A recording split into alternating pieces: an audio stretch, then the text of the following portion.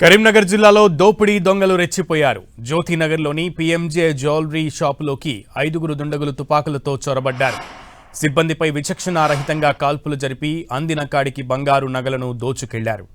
బైకులపై వచ్చిన 5గురు దుండగులు కస్టమర్ల దుకాణంలోకి ప్రవేశించి నగలు చూపించమని ఆ తర్వాత గన్తో బెదిరించారు. సిబ్బందిపై కాల్పులు జరిపి పెద్ద బంగారు నగలను బ్యాగులో పెట్టుకుని పారిపోయారు. దుండగుల కాల్పుల్లో 3 సిబ్బందికి గాయాలయ్యాయి. వారిని ఆసుపత్రికి తరలించి అట్ ప్రెజెంట్ చికిత్స అందిస్తున్నారు. మరోవైపు చోరీ చేసిన ఆభరణాలతో వెళ్తూ ఓ దుండగుడు కింద పడిపోయిన దృశ్యాలు సీసీ కెమెరాల్లో నమోదయ్యాయి. ఘటనా స్థలికి చేరుకున్న సిపి గౌస్ ఆలం విచారణ చేస్తున్నారు. క్లూస్ టీంతో ఆధారాలు సేకరించారు. జ్యువెలరీ షాపు సమీపంలోని డ్రైనేజీలో కత్తెర, ప్లాస్టర్, తుపాకీ, మ్యాగజైన్ను పోలీసులు గుర్తించారు. ఘటనా స్థలంలోనూ బుల్లెట్లను గుర్తించారు. ఈ దోపిడీకి పాల్పడింది అంతర్రాష్ట్ర ముఠాగా పోలీసులు అనుమానిస్తున్నారు. ముందుగా రెక్కి నిర్వహించి అదును చూసి అటాక్ చేశారని భావిస్తున్నారు. హడావిడి తక్కువగా ఉంటుందనే ఉదయాన్నే దోపిడీకి ప్లాన్ చేసి ఉంటారని అనుమానిస్తున్నారు. సీసీ ఫుటేజీ ఆధారంగా దుండగుల కోసం ప్రత్యేక బృందాలతో గాలింపు ముమ్మరం చేశారు.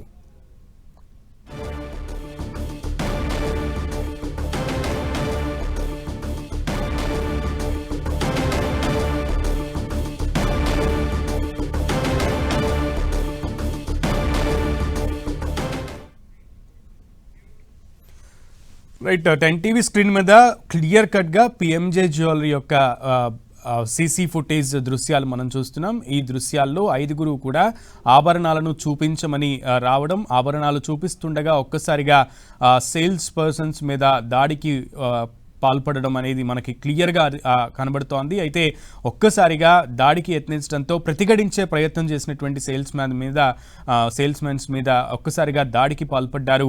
ఈ నేపథ్యంలో ఒక సేల్స్మెన్ అక్కడికక్కడే పడిపోయినటువంటి పరిస్థితి కూడా మనం చూస్తున్నాం. ఈలోపే ఆ దుండగులందరూ కూడా దొరికిన బంగారాన్ని దొరికిన కాటికి బ్యాగుల్లో సర్దేసుకుని అక్కడి నుంచి ఉడాయించినటువంటి దృశ్యాలు కూడా మనకి చాలా క్లియర్గా అర్థమవుతోంది. మరోప్రక్క అటు సిబ్బంది అంతా కూడా భయాందోళనకు గురైనటువంటి సిచ్యువేషన్ కూడా మనకు కనబడుతోంది. కాల్పులు జరపడంతో కొంతమంది సిబ్బందికి కూడా గాయాలయ్యాయి. వారి పరిస్థితి ఇప్పుడు చికిత్స కొనసాగుతోంది. వారి పరిస్థితి ఆందోళనకరంగా ఏమీ లేదు కానీ బట్ వారికి చికిత్సను అయితే అందిస్తున్నట్లుగా అయితే అర్థమవుతోంది. మరోప్రక్క దాదాపు 1 కేజీ గోల్డ్ దాకా కూడా ఆభరణాల రూపంలో దొంగలు దోచుకెళ్లినట్లుగా తెలుస్తోంది. పోలీసులు అయితే ప్రాథమికంగా అంతర్రాష్ట్ర ముఠా ఈ దోపిడీకి పాల్పడ్డారు అనేది భావిస్తున్నారు. సో ఎక్కడికక్కడ చెక్ పోస్టులను పెట్టి దొంగలు ఎక్కడైనా ఈ చెక్ పోస్టుల దగ్గర దాటే క్రమంలో పట్టుబడతారనే ఉద్దేశంతో పోలీసులు అయితే చెకింగ్ని అయితే టైట్ చేశారు.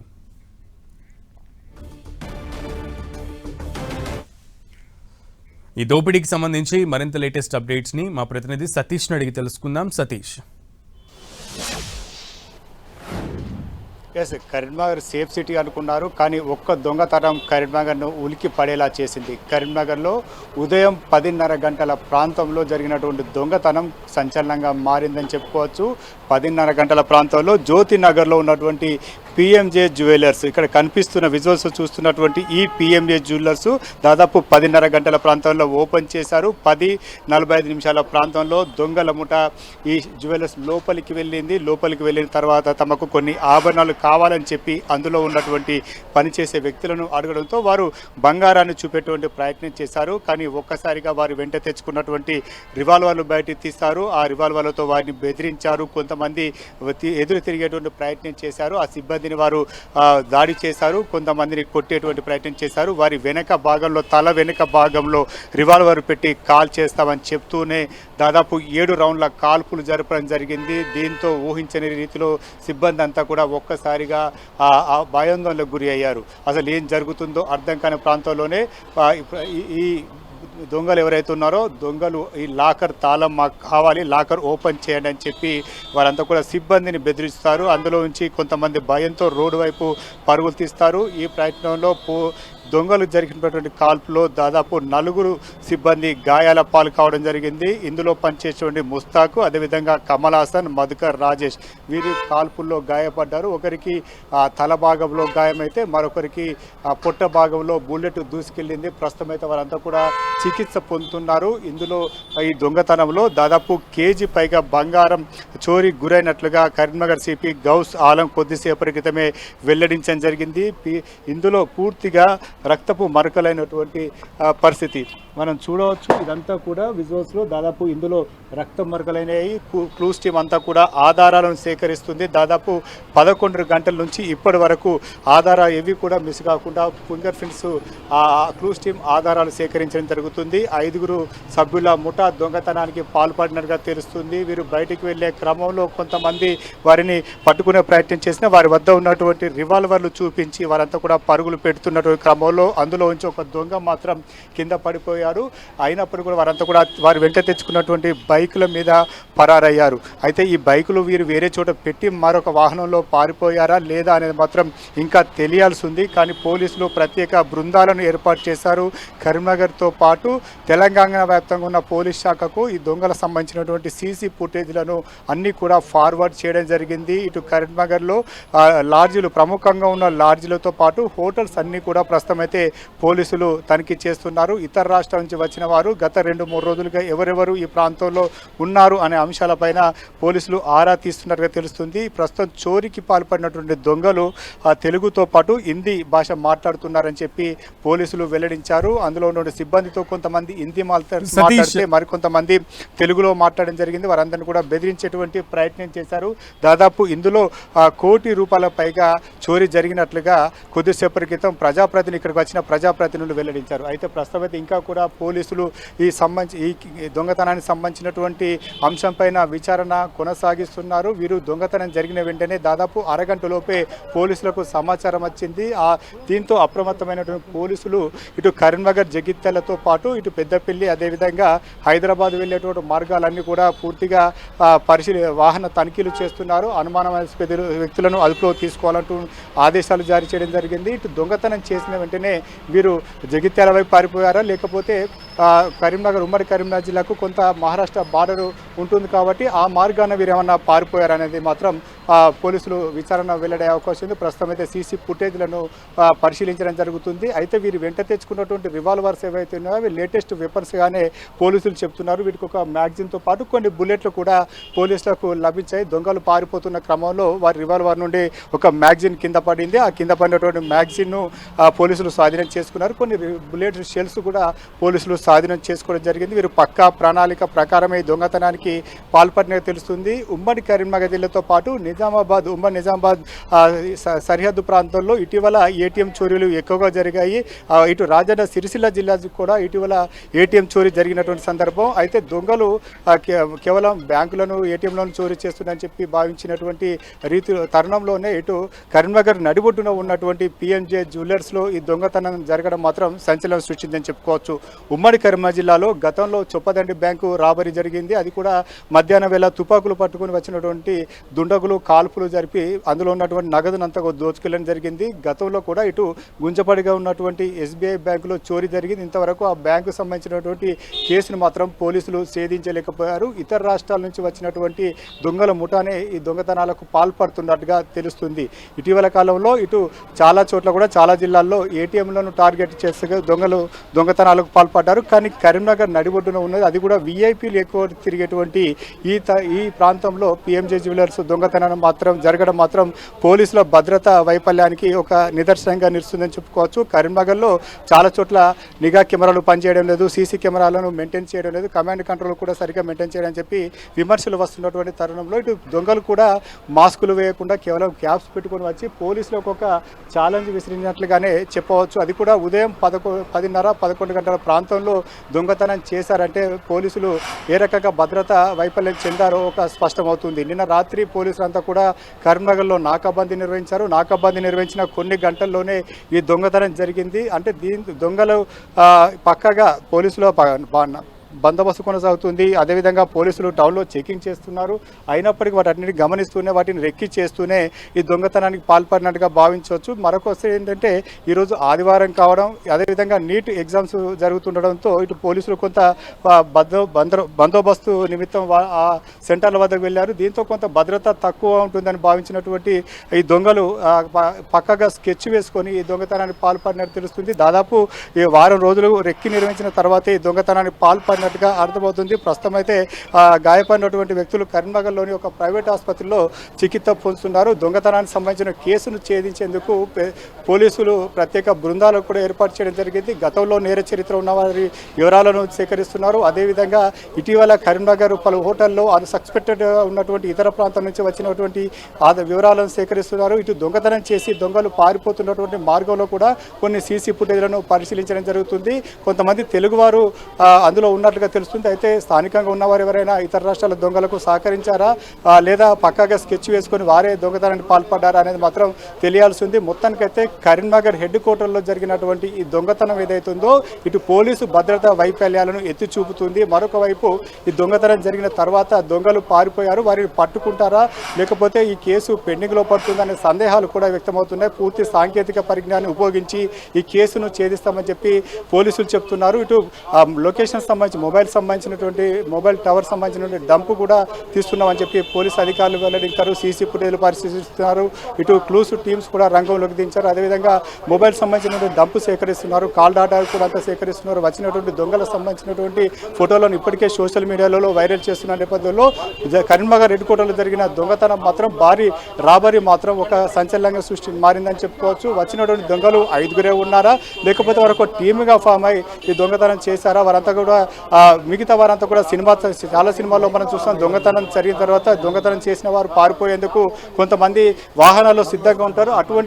అటువంటి వారు సిద్ధంగా ఉండి వీరిని వాహనాల్లో తరలించుకొని వెళ్ళిపోయారు అనేది మాత్రం ఇంకా కూడా తెలియాల్సింది. మొత్తానికైతే కరీంనగర్లో జరిగినటువంటి ఈ దొంగతనం ఒక సంచలనం మారిందని చెప్పుకోవచ్చు. స్థానికులు కూడా కొంత భయాందోళన వ్యక్తం చేస్తున్నారు. బయటకు వచ్చినటువంటి దొంగలు తమ వద్ద ఉన్నటువంటి రివాల్వర్ను ఇక్కడ ఉన్నటువంటి స్థానికులు చూపిస్తూ అడ్డు వస్తే కాల్చివేస్తామని చెప్పి బెదిరించినట్లుగా చెప్తున్నారు. స్థానికులు కూడా చాలా మంది కూడా అదే భయాందోళన వ్యక్తం చేస్తున్నారు. ఇక్కడ అడ్డుకుంటే మాత్రం తమ పైన కాల్పులు జరిపేవారు ఉండేవారని చెప్పి వారంతా కూడా కొంత భయం వ్యక్తం చేస్తున్న పరిస్థితి. మరొక వైపు ఈ దొంగతనం జరిగినటువంటి చుట్టుపక్కల మనం చూడవచ్చు, అటుపక్క కూడా ఇటు బ్యాంకులు ఉన్నాయి. ఇటు మనం చూడవచ్చు జ్యోతినగర్లో ఇటు బ్యాంక్ ఆఫ్ బరోడాతో పాటు ఇండస్ ల్యాండ్ బ్యాంక్ కావచ్చు, చుట్టుపక్కల అన్ని కూడా జ్యువెలర్స్ షాపులు ఉన్నాయి. కేవలం ఈ పిఎంజే జ్యువెలర్స్ టార్గెట్ చేయడం వెనుక మాత్రం కొంత ఇక్కడ భద్రత తక్కువగా ఉంటుంది కాబట్టి దీన్ని టార్గెట్ చేసినట్లుగా భావించవచ్చు. ఇదంతా కూడా మనం చూడవచ్చు, బ్యాంకులు ఉన్నాయి, నిత్యం రద్దీగా ఉంటుంది.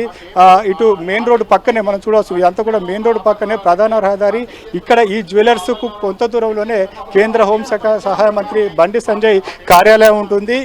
ఈ దొంగతనం జరిగే కంటే కేవలం 10 నిమిషాల ముందే బండి సంజయ్ ఇదే మార్గాన తన కార్యాలయానికి వెళ్ళారు. ఆ కార్యాలయానికి మరికొంత ఆలస్యం అయితే మాత్రం ఇటు దొంగలు తారసపడితే మాత్రం కొంత ఎక్స్చేంజ్ ఆఫ్ ఫైర్ అయ్యేది. ఎందుకంటే కేంద్ర హోంశాఖ సహాయ మంత్రి అతనికి ఉన్నటువంటి భద్రతా సిబ్బంది ఇటువంటి చూస్తే మాత్రం ఖచ్చితంగా ఎక్స్చేంజ్ ఆఫ్ ఫైర్ చేసే అవకాశం ఉండేది. అది కూడా పెద్ద పెను సంచలనంగా మారేది. మొత్తానికైతే కరీంనగర్లో జరిగినటువంటి దొంగతనం మాత్రం ఒక సంచలనంగా మారిందని చెప్పుకోవాలి. చాలా ఏళ్ల తర్వాత దొంగలు కరీంనగర్ హెడ్ క్వార్టర్లో ఈ దొంగతనానికి పాల్పడ్డారు. బ్యాంకులను రాబరీ చేసినటువంటి దొంగలు ఇప్పుడు ప్రస్తుతం అయితే పిఎంజే జ్యువెలర్స్లో భారీ నగలను చోరీ చేసినట్టుగా తెలుస్తుంది. దాదాపు ₹1 కోటి పైగా నగదు చోరీ అయినట్టుగా తెలుస్తుంది. కానీ పోలీసులు మాత్రం ఒక కేజీన్నర బంగారం చోరీ అయిందన్నట్టుగా చెప్తున్నారు. ప్రస్తుతం అయితే దొంగలకు సంబంధించినటువంటి కేసును ఇన్వెస్టిగేట్ చేస్తున్నారు. దొంగలను పట్టుకునేటువంటి ప్రయత్నం జరుగుతుందని చెప్పి పోలీసులు చెప్తున్నప్పటికీ దొంగలు మాత్రం ఒక ముఠా మాత్రం పక్కడబందీగా పక్కా స్కెచ్ వేసి వారంతా కూడా రెక్కి నిర్వహించిన తర్వాతనే ఇదంతా కూడా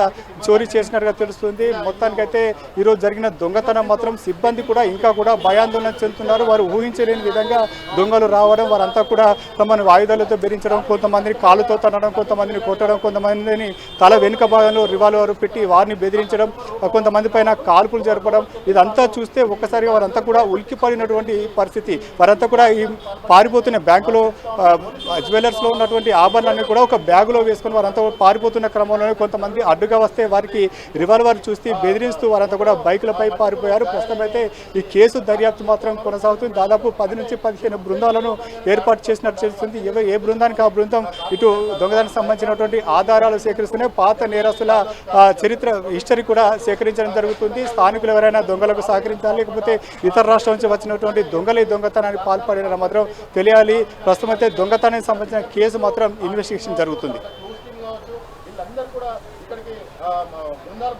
సతీష్, అయితే ముఖ్యంగా ఇందులో అంటే ఈ ఈ ఈ సీసీటీవీ ఫుటేజ్లో దొంగలు మీరు అన్నట్లుగా పెను సవాలే విసిరారు పోలీసులకి. ఎందుకంటే మాస్కులు పెట్టుకోలేదు, నాట్ ఈవెన్ అంటే ఫేస్ని అయితే కవర్ చేసుకునే ప్రయత్నం చేయాలి. ఈ నేపథ్యంలో ఆధార్ అథెంటికేషన్ కానీ లేదంటే ఆ ఫేస్ను రికగ్నిషన్ చేసేటువంటి వ్యవస్థ పోలీసుల దగ్గర అందుబాటులో ఉంటుంది. ఆ దిశగా పోలీసులు అడుగులు వేస్తున్నారా? నిందితులని వివరాలని ప్రాథమికంగా గుర్తించే కార్యక్రమం ఎంతవరకు వచ్చింది? ఎస్, మీరు చెప్పినట్లుగా దొంగలకు సంబంధించి సాధారణంగా దొంగతనానికి వచ్చిన దొంగలు ఎవరైతే ఉన్నారో ఫేస్కు మాస్క్ వేసుకుంటారు, వారు కనబడకుండా కొంత జాగ్రత్త పడతారు. దాంతో దొంగతనం చేసి వారు తమ ఆచూకీ తెలియకుండా పారిపోవడం జరుగుతుంది. కానీ పిఎంజే జ్యువెలర్స్కి వచ్చినటువంటి దొంగలు ఎవరైతే ఉన్నారో వారు కేవలం క్యాప్ పెట్టుకొని వచ్చారు, తమ ముఖాలన్నీ కూడా పూర్తిగా స్పష్టంగా కనబడుతున్నాయి. వారంతా మనం చూడవచ్చు, ఇందులోకి వెళ్ళే వారంతా కేవలం అథెంటిక్ ఇచ్చిన తర్వాతనే లోపలికి వెళ్తారు. కానీ దొంగలు అందులో లోపలికి వెళ్ళిన తర్వాత వారు కేవలం క్యాప్ మాత్రమే ధరించారు, వారు ఎటువంటి మాస్క్ ధరించలేదు. వారి ఫేస్లు కూడా చాలా స్పష్టంగా కనిపిస్తున్నాయి. దీంతో వారి ఆధార్ కూడా వారి సింక్ చేసి చూడవచ్చు. చూస్తే ఫోటో బేస్డ్గా ఆధార్ చెక్ చేస్తే కొంత వారి సాంకేతికపరమైన టెక్నాలజీ ఉపయోగిస్తే వారి వివరాలు కూడా వెల్లడయ్యే అవకాశం ఉంది. పోలీసులు ఆ ప్రయత్నం కూడా చేస్తున్నారు. ఇంకా కూడా మనం చూడవచ్చు, పోలీసులు దాదాపు ఉదయం నుంచి ఇప్పటి వరకు అంతా కూడా క్లూస్ టీము ఆధారాలు మాత్రం సేకరిస్తుంది. క్షుణ్ణంగా ప్రతిదీ ఒకటి కూడా వివరాలను సిబ్బందిని వివరాలు అడిగి తెలుసుకుంటారు. వచ్చినటువంటి దొంగలను గుర్తించేటువంటి ప్రయత్నం చేస్తున్నారు.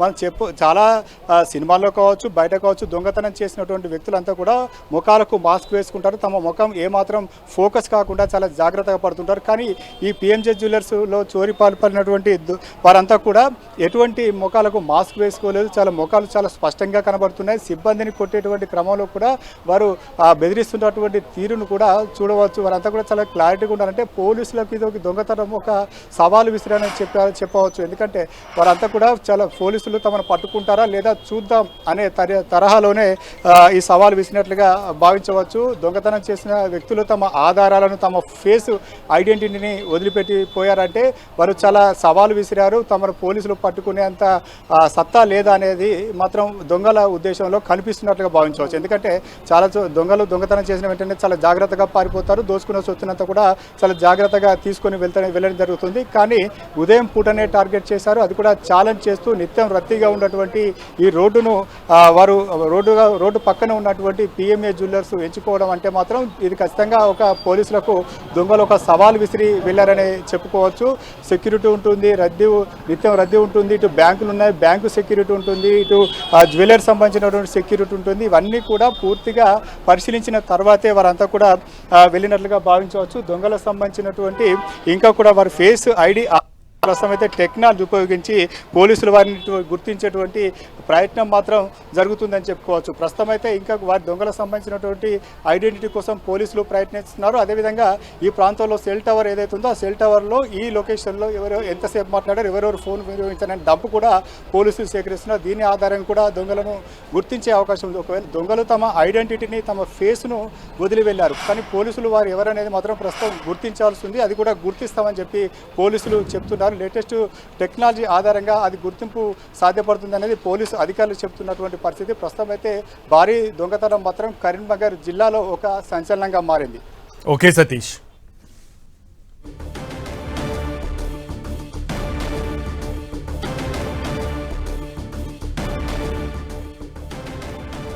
కరీంనగర్ పిఎంజే జ్యువెలరీలో ఈరోజు ఉదయం 10 గంటలకి అందరూ కూడా షాప్ ఓపెన్ చేస్తూ సేల్స్మెన్స్ అందరూ కూడా బిజీగా మొత్తం అన్ని రీరాక్ చేసే క్రమంలో నిమగ్నమై ఉన్న నేపథ్యంలో ఒక్కసారిగా ఒక 5గురు దుండగులు కస్టమర్ల రూపంలో పిఎంజే జ్యువెలరీస్లోకి అడుగుపెట్టి తాము గోల్డ్ కొనడానికి వచ్చినట్లుగా నమ్మించి ఒక్కసారిగా ఆభరణాలను ప్రదర్శించగానే తమ చేతుల్లో ఉన్నటువంటి ఆయుధాలని వారికి గురిపెట్టి మొత్తం బంగారు ఆభరణాలన్నింటినీ కూడా దోచుకుని వెళ్ళిపోయినటువంటి దృశ్యాలు ఈరోజు కరీంనగర్నే కాదు యావత్ తెలంగాణ, 2 తెలుగు రాష్ట్రాలని కూడా ఒక్కసారిగా భయాందోళనకు గురి చేసినటువంటి పరిస్థితి ఉంది. ఎందుకంటే నిత్యం రద్దీగా ఉండేటువంటి రహదారి మార్గం, అందులోనూ జ్యోతి సెంటర్లో జరిగినటువంటి ఈ ఘటనలో అనేక మంది విఐపీలు ఉన్నటువంటి ఆ స్ట్రీట్ అది, అందులోనూ నిత్యం రద్దీగా ఉండేటువంటి మార్గంలో ఉదయం పట్టపగలు జరిగినటువంటి ఈ దోపిడీని పోలీసులు చాలా సీరియస్గా తీసుకున్నారనే చెప్పాలి. అందులోనూ సిబ్బంది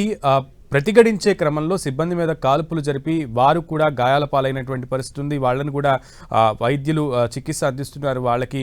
ఈ నేపథ్యంలో కరీంనగర్లో హై అలర్ట్ ప్రకటించారు పోలీసులు.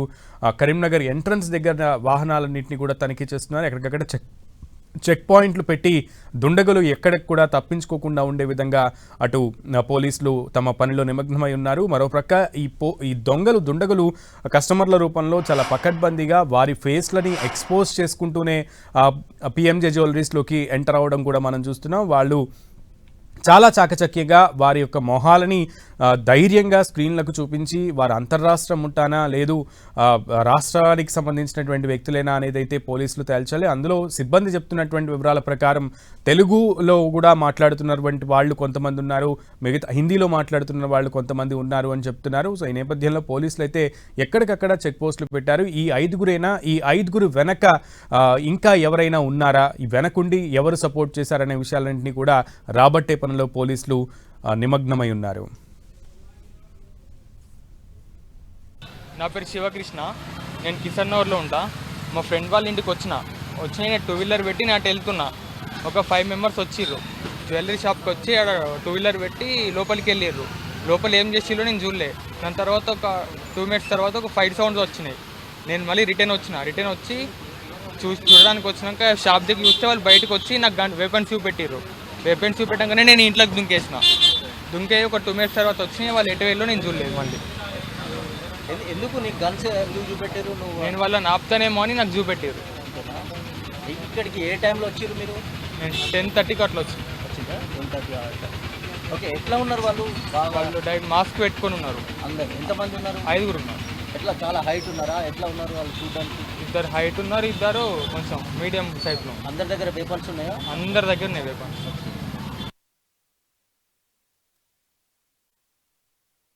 నా పేరు శివకృష్ణ, నేను కిషన్.